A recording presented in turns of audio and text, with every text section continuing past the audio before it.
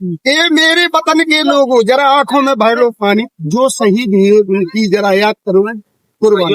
आज इस समय मौजूद है टीकमगढ़ जिले की तहसील खरगापुर के अंतर्गत ग्राम पंचायत भानपुरा में, जहाँ आप देख सकते हैं हजारों की संख्या में शहीद रेजिमेंट को लेकर दूर दराज से पधारे लोग हैं। आज हमारे साथ मौजूद है राष्ट्रीय अध्यक्ष जी। आज हम बात करेंगे अहीर रेजिमेंट क्या है और आखिर अहीर रेजिमेंट को लेकर जगह जगह क्यों मांगे उठे। तो देखिए पहले आपका जगह में बहुत बहुत स्वागत है।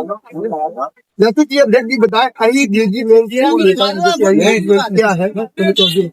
अहीर रेजिमेंट हिंदुस्तान की जो फौज है उसके अंदर जो हमारे सैनिक हैं उनके कंधे पर नाम होता है और एक बटालियन का नाम होता है। बटालियन में सिख रेजिमेंट है, कुमाऊं गोरखा रेजिमेंट है, राजपूत रेजिमेंट है, जाट रेजिमेंट है। हिंदुस्तान में समस्त जातियों की रेजिमेंट बनी हुई है, लेकिन अहीरों ने जो देश के लिए बलिदान दिया है सबसे बड़ा बलिदान रेजांगला पे दिया था, जहाँ पर 5000 चीनी सैनिकों को 120 वीर हीरों ने मार गिराया था और हिंदुस्तान की रेजांगला चोटी को सुरक्षित रखा। 18 नवंबर 1962 को हिंदुस्तान में अगर विजय हुई थी चाइना से तो यादवों की वजह से विजय हुई थी। बाकी क्षेत्र लद्दाख हो या और जो क्षेत्र थे चाइना और हिंदुस्तान के, वहां पर 80 किलोमीटर से ज्यादा की जमीन आज भी चाइना के कब्जे में, लेकिन रेजांगला चोटी जो है वो हिंदुस्तान में अहीरों की बदौलत आज भी सुरक्षित है। और हम लोगों को कहना है कि जब अन्य जातियों की रेजिमेंट है तो अहीरों की रेजिमेंट क्यों है। जैसे कि दूर दराज से आए हैं लोग, आप हमारे चैनल के माध्यम से यहाँ की जो खरगापुर विधानसभा की जनता और जिले के भी तमाम यादव लोग आए हैं, तो आप क्या कहेंगे हमारे चैनल के माध्यम से। आपके चैनल के माध्यम से मेरा हिंदुस्तान के सभी यादवों को, खासकर टीकमगढ़ के यादवों का कहना है, जब अन्य जातियों की रेजिमेंट है तो अहीरों की रेजिमेंट क्यों नहीं है। ये सवाल आपको हिंदुस्तान की सरकार से पूछना चाहिए। ये आपका अधिकार है, ये आपका कर्तव्य है। और दूसरा, आज उन्हीं वीर जवानों के ऊपर 120 बहादुर फिल्म बन रही है और जो फरहान अख्तर जी फिल्म बना रहे हैं उनको भी मेरा संदेश है कि आप यादवों के स्वाभिमान सम्मान से मत खेलिए। 120 वीर अहीर के नाम से फिल्म का नाम रखिए, हम सब स्वागत करेंगे। 26 करोड़ यादव इस फिल्म को जरूर देखेगा, लेकिन अगर आप अहीरों के स्वाभिमान सम्मान को और उनके बलिदान को नजरअंदाज किया और गलत तरीके से आपने पेश किया तो ये यादव आपको छोड़ेगा नहीं, चाहे मध्य प्रदेश हो चाहे दिल्ली हो, और दिल्ली से भी मुंबई ज्यादा दूर नहीं। हम सब लोग पूछ करेंगे, आपके घर के बाहर धरना देंगे। इसलिए फरहान अख्तर जी समझिए और यादवों के वीर और शौर्य गाथा को इनके नाम से दिखाइए। 120 वीर अहीर के नाम से फिल्म का नाम है। तो भैया एक को मारे धूम आ जाए। समय हमारे साथ मौजूद है बीएस भैया जी, वो भी बताएंगे। बीएस भैया बताया, जैसे कि हमें ये तो पता नहीं, आप मीडिया प्रभारी है जो अहीर रेजिमेंट पे। आज जो यहाँ पर आप देख सकते हैं हजारों की तादाद में दूर दराज से लोग आए हैं, आपको कैसा लगा है। देखिए, जैसा कि हमारे आदरणीय अध्यक्ष जी ने कहा है कि सबसे पहले तो हम भारत चीन युद्ध इतिहास की बात करें तो सन 1962 में रेजांगला लड़ाई एक ऐतिहासिक लड़ाई, मेजर शैतान सिंह के नेतृत्व में 30 कुमाऊं बटालियन की 40 कंपनी के 120 भारतीय सैनिकों ने 3000 से अधिक चीनी सैनिकों के पीछा करते हुए 1300 से अधिक चीनी सैनिकों को मार गिराया, जिसमें हमारे वीर अहीरों के 114 भारतीय सैनिक शहीद हो गए।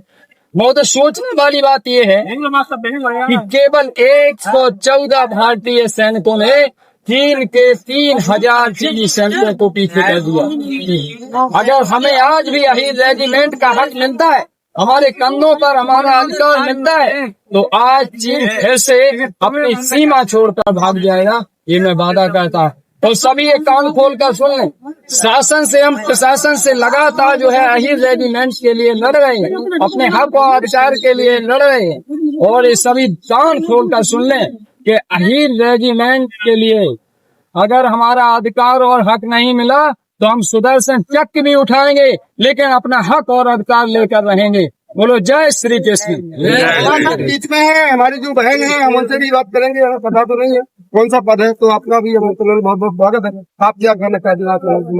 हम वैसे तो हमारा नाम इंद्रेश यादव है, मैं समाजवादी पार्टी से नेता हूँ और मैं ये कहना चाहती हूँ कि आपकी सरकार, ये सरकार को सब पता है कि इन लोगों का हक है, वास्तव में हक है, लेकिन सरकार जानबूझकर हम लोगों को अहीर रेजिमेंट का हक नहीं देती है।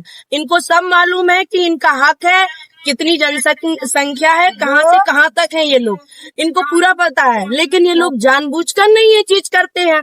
इनको पूरा फुल पता है कि ये कितनी संख्या में है, कितने कौन सी जगह से, उत्तर प्रदेश में कितने हैं, मध्य प्रदेश में कितने यादव हैं, कहाँ कहाँ कितने यादव हैं, लेकिन ये इनको सब पता है, लेकिन ये जानबूझकर ये चीज करना नहीं चाहते। हम लोगों के साथ ही ऐसा करते हैं और बाकी किसी जात के साथ ये अन्याय नहीं करते, सिर्फ हम लोगों के साथ ऐसा करते हैं। और ये हम लोग ही, इनको पता नहीं सरकार में ऐसा क्या है कि हम लोग चाहे मध्य प्रदेश हो कहीं भी हो, अगर हमारा यादव का नाम चला जाए तो इन लोगों को अंदर से पता नहीं क्या होता है। अगर हम यादव लिखते हमारी गाड़ी में, अगर हम झंडी लगा लें तो इनको दिक्कत, अगर हम कुछ भी कर दें। एक हमसे कहीं भी कहा गया था कि आप अपनी झंडी खींच लो वरना नहीं तो हम तुम्हें जेल भेज देंगे। इतने सारे मुकदमा होने के बावजूद भी हम लोग तो कभी डरते ही नहीं है। मैं तो ना कभी डरी हूँ इस सरकार से, ना डरूंगी। वो आपके चैनल के माध्यम से भी कह रही हूँ कि सरकार से मैं ना कभी डरी हूँ, ना डरूंगी, ना कुछ भी ये कर सकते हैं हमारा। हमें जेल भी भेज सकते हैं और केस भी लिख सकते हैं। हमारे ऊपर वैसे ही इतने सारे केस इन्होंने फर्जी लगा रखे हैं कि हम तुम्हें कुछ बता नहीं सकते। इस चैनल के माध्यम से ये लोग परेशान करते हैं। मैं तो आप क्या कहना चाहती हैं? यहाँ की जो बच्चियां हैं, यहाँ की जो बच्चियां हैं, महिलाएं भी हैं, हम यहाँ के बच्चियों से ये कहना चाहते हैं, यहाँ के लोगों से ये कहना चाहते हैं कि हाथ जोड़ के हमारी रिक्वेस्ट है, अपनी बेटियों को, अपने बेटों को इस कदर शिक्षित बनाइए कि चाहे कुछ भी हो जाए, चाहे अपना कुछ भी करना पड़े, लेकिन आपको खाने को ना मिले तो चलेगा, लेकिन इतनी शिक्षा दीजिए अपनी बेटियों को कि मैं बता नहीं सकती। बेटियों को बहुत बड़े है और यहाँ के लोगों से भी मैं कहूँगी कि अपनी बेटियों को इतना बनाइए कि वो अपने पैर पे खड़ी हो सके। उनको दहेज नहीं दे, बिल्कुल ना दे, और दहेज की कोई जरूरत नहीं है लड़की को, उसको सिर्फ शिक्षा की जरूरत है। और मैं इस चैनल के माध्यम से ये भी कहना चाहूंगी कि जो गांव के लड़के हैं, बेटे हैं, बेटियां हैं, भैया अपनी जो बहन है वो किसी की भी बहन है, इनके बारे में इतना सम्मान कीजिए कि बता नहीं मैं सकते। उसको ये समझिए कि हमारी खुद की बहन। कभी अपन, अगर तुम यादव हो, सच्चे यादव हो, तो अपनी बेटी समझकर ही, बहन समझकर ही उस लड़की को मानिएगा। अन्यथा मेरे यादवों को तो किसी की बहू बेटी के बारे में कुछ गलत मत सोचिएगा भैया। मैं इस चैनल के माध्यम से यही कहना चाहूंगी। और अन्य जात से तो मेरा कुछ ऐसा नहीं, लेकिन मैं अपने यादव भाइयों से ये कहूंगी कि अपनी बहनों को, चाहे वो किसी भी कास्ट की लड़की हो, चाहे वो किसी भी धर्म की लड़की हो, उसको अपनी बहन मानिएगा। और जिस बहन को आप मानेंगे तो वो तुम्हें भी भैया मानेगी। मैं यही कहना चाहूंगी। मेरा इसी चैनल से यही उम्मीद है कि बस मैं बेटियों के बारे में यही कहूंगी कि कभी किसी बेटी का बाप और कभी किसी बेटी का भाई ऐसा ना हो, जैसे भैया ने बताया कि वहाँ रेप हुआ था। बेटियों को बचाइए, हम तो ये समझते, और बेटों को भी बचने की जरूरत है गलत लड़कियों से। मैं ये भी नहीं कह रही हूँ इस चैनल के माध्यम से बेटे भी कहीं कहीं गलत जगह फंस रहे हैं, तो बिल्कुल मैं इस चीज में खरी उतरूंगी कि ऐसा ना हो आंगनदार। और अपने गांव की जितनी भी बेटियां, उनको भाई लोग मदद करेंगे, उनको पढ़ाई लिखाई को। अगर किसी की बेटी नहीं पढ़ पा रही है तो गांव का जो भी मुखिया है, जो भी भाई है, वो 10 लोग मिलके उस बहन का खर्चा भी उठाएं। और अगर नहीं उठा सकते तो मेरा नंबर है भैया, किसी इनके आकाश भैया के पास, तो मैं उस लड़की का बाकायदा खर्चा उठाऊंगा। कैमरामैन संदीप के साथ मैं राम सिंह यादव।